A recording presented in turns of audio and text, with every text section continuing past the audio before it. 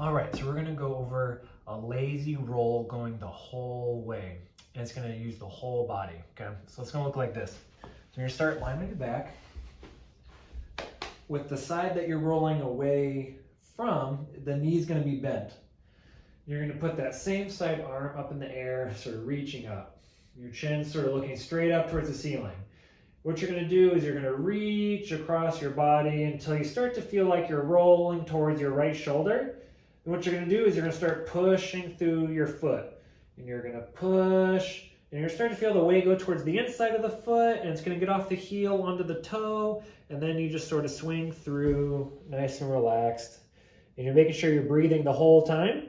And then to come back, you're taking this arm, and I'm sort of pushing it forward so that I fall back. So again, I'm going to reach up and across until I start to roll, and then I'm going to push with my foot. As I start to go with my foot, the motion is going to go towards my toe until I swing it over, and I want to try to stay heavy on my right hip and my right shoulder. I don't want to roll off of it. I'll be right on it. And you're breathing, and then I'm just pushing with this arm, just sort of flop myself back to my back again. Let me know if you have any questions.